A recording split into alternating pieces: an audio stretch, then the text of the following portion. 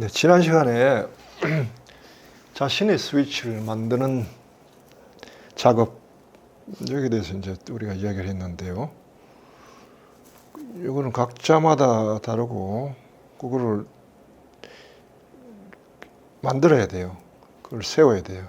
그래서 본인이 그것만 의식하면은 곧바로 영적인 불이 내면 안에 확 들어오도록 까지 만들어 놔야 돼요. 이게 매우 중요하고 실제로 매우 유용합니다.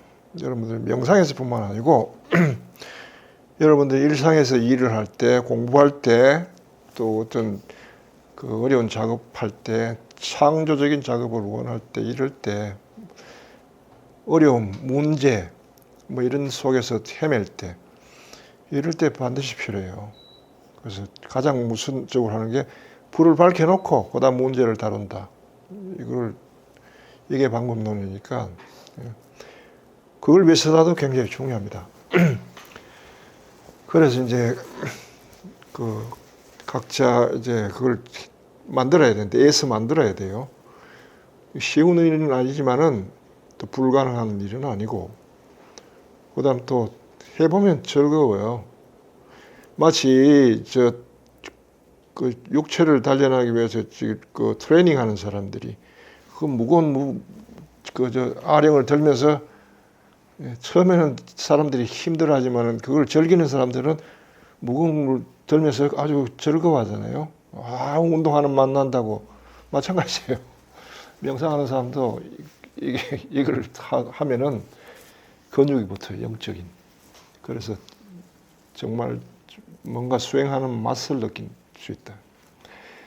오늘은 이번 시간에 이제 형광등을 켜고 하는 명상의 장점이 어떤 거냐? 명상하면서 만나는 잡다한 장애물들 일소해 버린다. 한꺼번에 뛰어넘어 버린다. 굳이 이거 없애고 저거 없애고 이런 버릇 없애고 저런 버릇 없애고 할 필요가 없다는 거예요. 일소 한꺼번에 해야 돼요. 이런 걸 선에서는 일초직입 열애지라고 그러죠. 한번 훌쩍 뛰어가지고 열애의 경질에 들어버린다는 거예요. 중생 안에서 싸우지 말라는 거예요. 중생 영역에서. 싸우다 보면은 에너지만 소모되고 갈 길이 바쁜데 여기서 언제 싸우고 뭐 합니까? 이런 거는 훌쩍 뛰고 그 다음에서 가야 되는 거예요. 예. 불을 켜놓고 그 다음 할 작업이 또 여전히 많다는 거예요. 그것이 이제 첫째 장점이고요. 잡다한 장애물을 일수한다. 그게 첫째고, 두 번째는 비로소 스승의 인도를 받게 됩니다. 이때부터 불이 켜지지 않으면 스승은 없어요. 불이 켜지면 스승의 인도를 받아요. 스승은 어디 있냐 하면 자기 안에 있어요. 명상을 하려고 딱 앉아 있으면은 뭘 어떻게 해야 되는지 가르쳐줘요. 귀에다 대놓고 스승이 속삭이지는 않아요. 그러나 내 생각으로 이렇게 하면 되겠네. 저거 해볼까? 기발한 생각, 기특한 생각 이런 게 나오면서 이렇게 해라 저렇게 해라 하고 알려줘요. 여러분들 그걸 시도하면 그게 그대로 이루어져.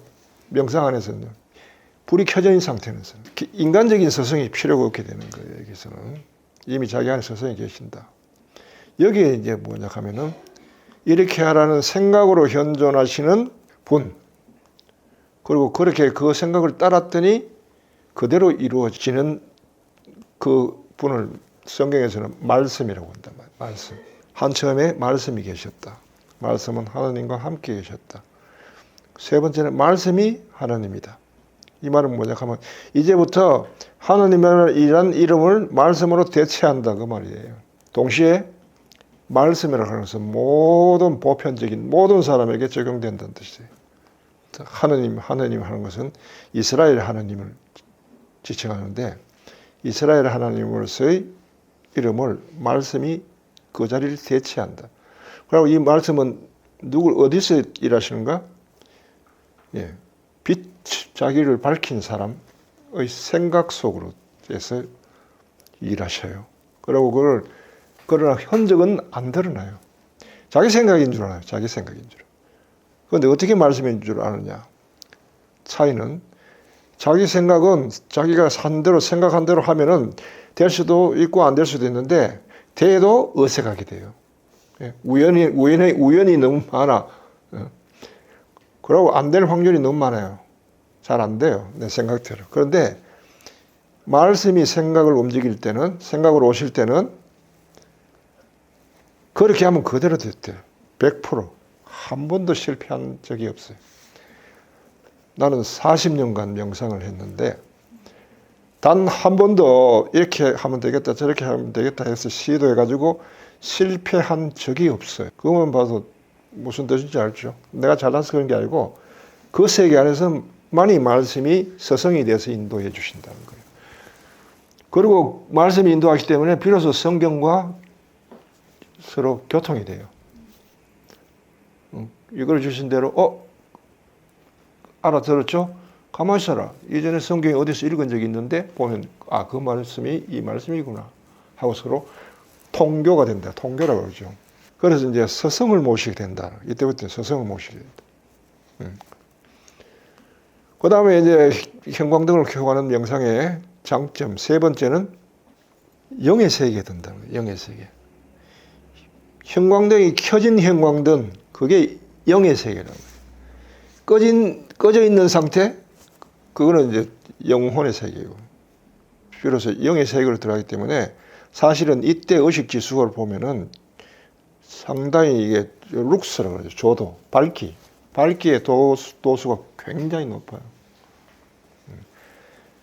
가령 0에서 1000으로 이렇게 밝기를 한다면은 일반 사람들 조도가 한 200언저리예요. 그러면 영의 세계에 들은 사람은 300 이상이에요. 일반 사람들에게 그 의식을 유지하라 하면은 피곤해서 못 유지해요. 그런데 명상을 하는 사람이 훈련된 사람들은 그 빛을, 그 의식의 밝기를 유지하고 계속 밝은 채로 있게 되는 거예요. 그러면 계속 영의 인도를 받으면서 영의 세계 안에서 진척이 되죠. 그러니까 그 뭐 두 산호의 명상의 진도를 비교할 바가 아니죠.